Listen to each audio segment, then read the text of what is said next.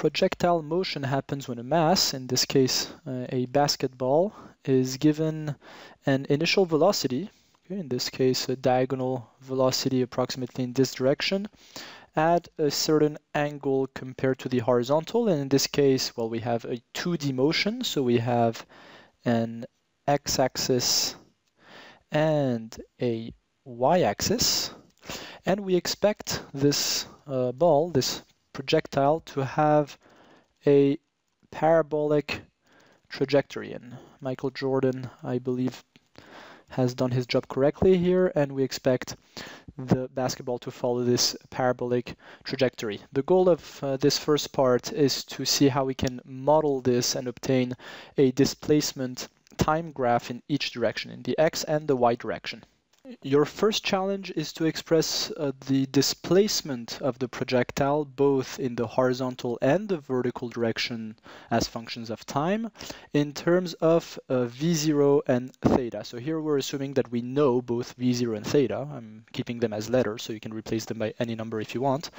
So this means that we know the initial conditions. We know with what velocity the projectile was thrown and at which angle compared to the x-axis. I encourage you to pause the video regularly to try each step on your own. And here's the overall strategy. As usual, we want to first have a free body diagram of the projectile, which will help us deduce its acceleration using Newton's second law. Then we'll integrate acceleration both in the horizontal and vertical directions and obtain the velocity. And then we'll integrate the velocity to obtain displacement. So now that you know this strategy, maybe you can do the calculation on your own. Here we know that the projectile during its whole trip will only feel its own weight. That's the only force it feels during the whole trip. And the reason why it travels upward at the beginning is not because there's a force pushing it upward, but it's just its inertia, the fact that it was given a velocity with an initial upward component. So now we know that the sum of the forces, so the unbalanced force on the object is just its weight, mg, and this is also equal to ma.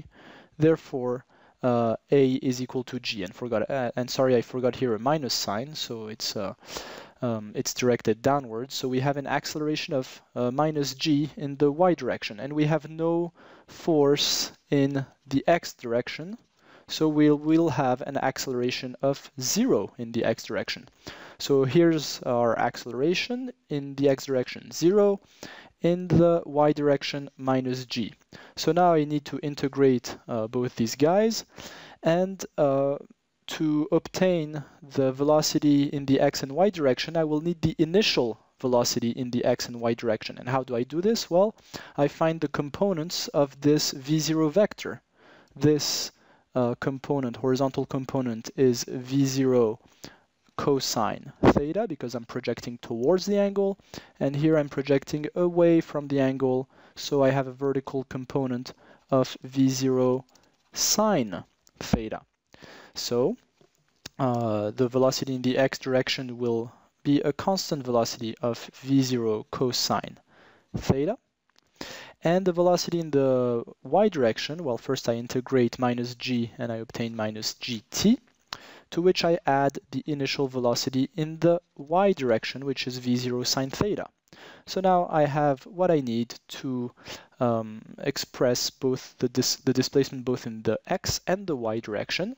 I first integrate this constant v0 cosine theta, and I obtain v0 cosine theta times t. Okay, the initial displacement is 0, so here I don't need to add a constant. We just set the origin at 0. And now I have to integrate this function to obtain the displacement in the y direction, and I obtain minus 1/2 of gt squared plus v0 sine theta times t. And here it is. We solved challenge number 1. We obtained the displacement in the horizontal and vertical direction in terms of the constants v0 and theta. Your second challenge now is to find y max in terms of v0 and theta. What is y max? It's the maximum height reached by the projectile that, let's remind it, had a velocity v0 and an angle theta.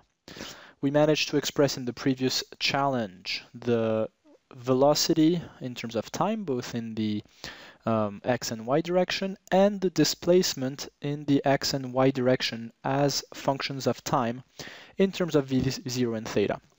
So what's the strategy here?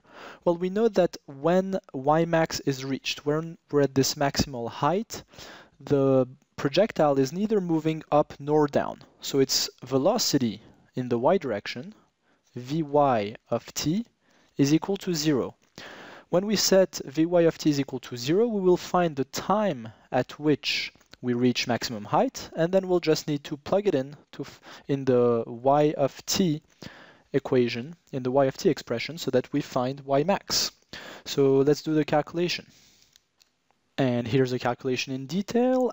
I call t max the time needed to reach this maximum vertical position, and I set v of vy of t max is equal to 0 here, which allowed me to solve for t max. I found that t max is equal to v0 sine theta divided by g. This was just some algebraic manipulation of this equation to isolate t max. And once I got the expression of t max, I just plugged it into the expression of y of t, okay, because y max is just y of t max.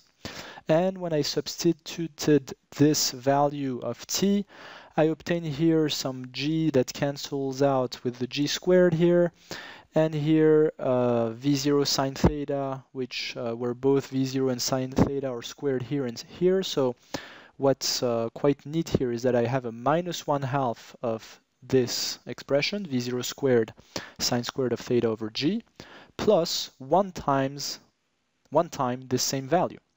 And therefore, I obtain a half of this value, v0 squared times sine squared of theta divided by 2g, and that's my expression for y max. And your third and final challenge is to express y of x. We found an expression both for x of t and y of t, and what I'm telling you here is that actually using these two expressions, there's a way to express y in terms of x, and therefore obtaining the equation of the trajectory itself. So how do you go about this? Well, you express t in terms of x. Okay, so I'm going to isolate t here, which is equal to x divided by v0 cosine theta. And now I just need to plug this in the expression of y in terms of t. And I obtain the following. Y is equal to minus 1/2 of gt squared, so I just squared the expression of t here, plus v0 sine t, so v0 sine theta times t, so v0 sine theta times the expression here of t. Okay, and now that I plug this in, I realize that the v0 is cancelled out. The sine theta divided by cosine theta gives me a tangent of theta, and I obtain this final expression, which you will notice is a quadratic expression, right? Y is a quadratic expression of x, which we would have expected since the trajectory is a parabola. So here we found the trajectory of any parabola for any projectile motion depending on the initial velocity given to the projectile and the angle of inclination compared to the positive x-axis. And that's it for projectile motion. Moving on to uniform circular motion, which is when a mass is moving in a circle at constant speed. And this happens whenever a mass has a velocity in a certain direction and a net force in a perpendicular direction to this one. Okay, remember that net force is the direction of acceleration. Net force is equal to mass times acceleration. And here we have a velocity that's perpendicular to the acceleration. And whenever that happens, we have uniform circular motion unless we affect this body with another force and disturb this situation.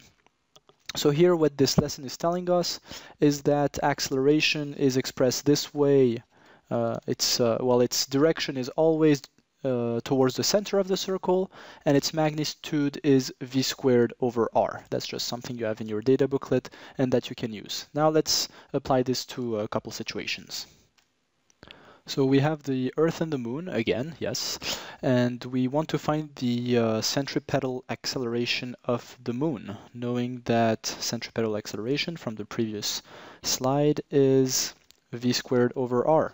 And here we're approximating the orbit of the Moon as a circle around the Earth with a constant period, 27 days, and this distance of 384,400 kilometers. So how do we find v squared over r? We're not given v here, but we're given the radius and the period, which can help us find v. And in fact, this v is equal to the total distance traveled divided by the time needed to travel that distance. So the radius of the circle divided by the period.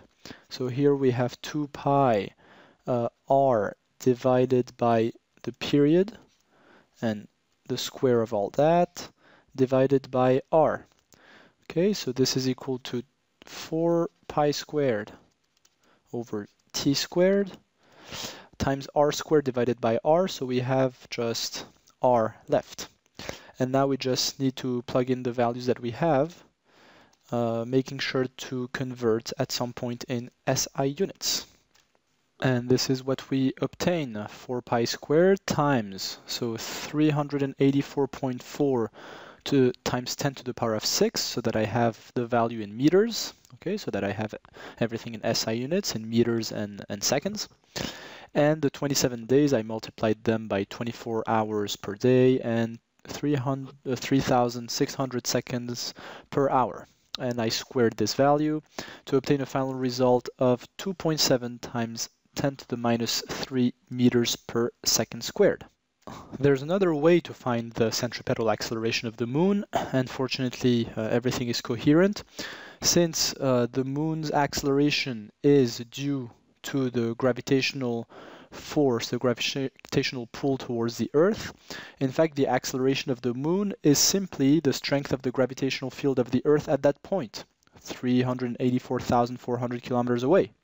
And this, we have a formula to calculate it, gm over r squared. And when we plug in the values, so the constant g, the mass of the Earth, and the distance between the Moon and the Earth squared, we obtain that the gravitational field of the Earth is indeed equal to 2.7 times 10 to the minus 3 meters per second squared, which is coherent with the centripetal acceleration of the Moon. A charge moving in a magnetic field also moves in uniform circular motion, because when you apply the right-hand rule to this situation, so thumb in the direction of the current, so positive charge moving with this velocity, it means that the current is upward. Here the magnetic field is into the page, so your fingers point into the page and your palm points left when the charge is here. So we have a velocity which is perpendicular to the direction of the force. So this means that we have a velocity perpendicular to the direction of its acceleration, and when you have that, you have uniform circular motion. So now the goal here in this challenge is to express r, the radius, in terms of the other variables of the system. Well, we know that the force is equal to qv times b. That's a first equation that's necessary. Then we also have that the acceleration is equal to v squared over r. That's the formula for centripetal acceleration. And finally, we also have, according to Newton's second law, the fact that the net force is equal to mass times acceleration. Okay, and since acceleration is v squared over r, we can just plug that in. We have mv squared over r is equal to qvb. So now all that's left is to express r in terms of the rest. So let's multiply by r on both sides and divide by qvb on both sides, and I obtain r is equal to mv squared divided by qvb. I have 1v canceling out up and down, and I'm left with r is equal to mv divided by qb. And that's a rather interesting expression of r to study, because now we know how big the radius is according to the fundamental variables of the system. A more massive and a faster particle has a larger radius, and a particle that has a larger charge and that we make it move inside a stronger magnetic field, well, it would have a smaller radius for its trajectory. And that's it for uniform circular motion.